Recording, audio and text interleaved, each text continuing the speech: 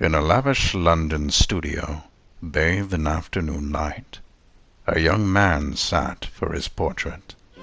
His name was Dorian Gray, a figure of such breathtaking beauty that he seemed carved by the gods, golden-haired, clear-eyed, innocent in demeanor, yet destined for something far darker. The artist, Basil Hallward, adored him. He painted Dorian obsessively, believing his youth and purity were a muse unlike any he had ever known. But also present that day was Lord Henry Wotton, a man of wit and vice, who believed in the pursuit of pleasure above all. "Time is jealous of you," Lord Henry told Dorian. "One day you will wrinkle, fade, and decay. Beauty is the only thing worth having."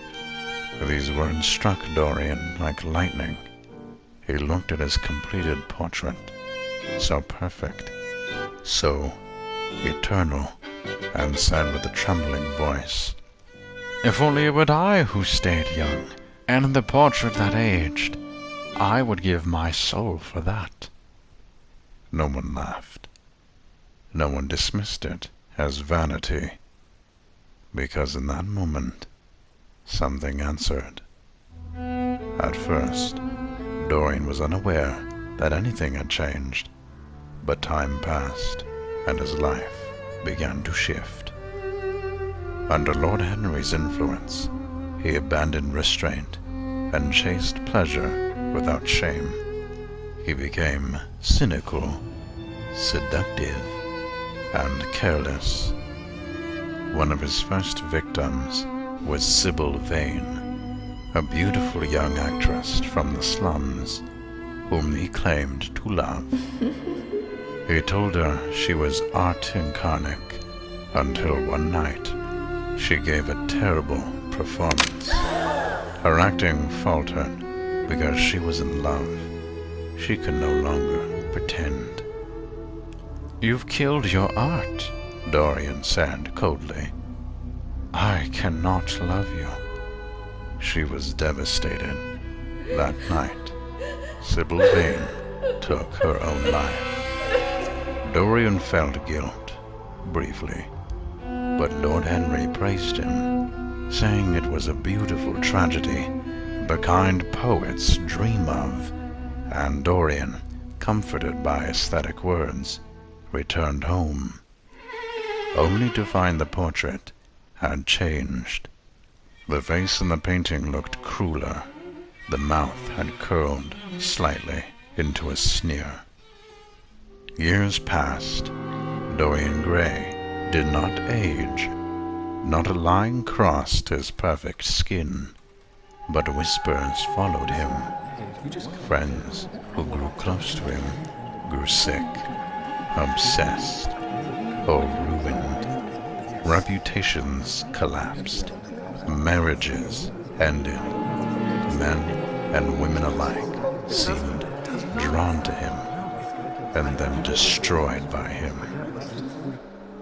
Meanwhile, hidden away in the attic, the portrait grew monstrous.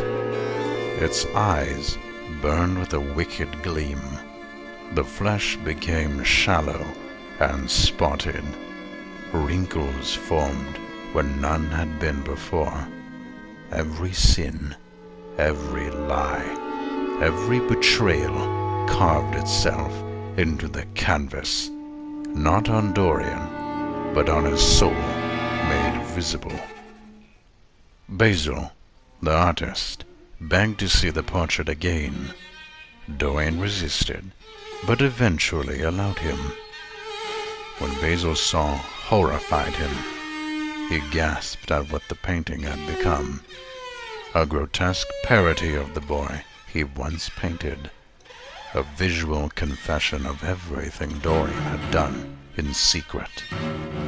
"How you've changed," Basil whispered.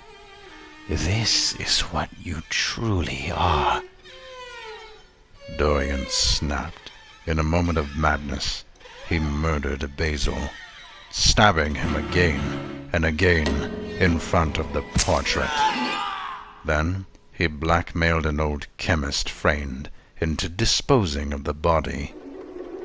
But the blood was on his hands now, in every way. Try as he might, Dorian could not escape the weight of his sins. Though he partied, drank, and indulged in every pleasure London offered, something always lingered in the back of his mind. He became more paranoid, more cold, more feared. At last, he met a woman who seemed innocent again, pure, untouched by society's rot. For a brief moment, he wondered if he could change. Perhaps if he lived virtuously, the portrait might heal. Perhaps the damage could be reversed. But when he checked the canvas, he saw only hypocrisy. The smile on its face was now twisted with vanity, its eyes mocking. It knew the truth. He didn't want redemption. He wanted to be good without suffering for it. Enraged, Dorian seized the same knife he had used to kill Basil. He turned it on the painting, the source of his torment, and plunged the blade into its heart. Moments later, the servants heard a scream. They broke into the attic and found a body, an old man, wrinkled, withered, and stabbed through the chest. They barely recognized him, and hanging on the wall was the portrait once hidden. Dorian Gray, young, beautiful, and untouched, just as he had been the day it was painted.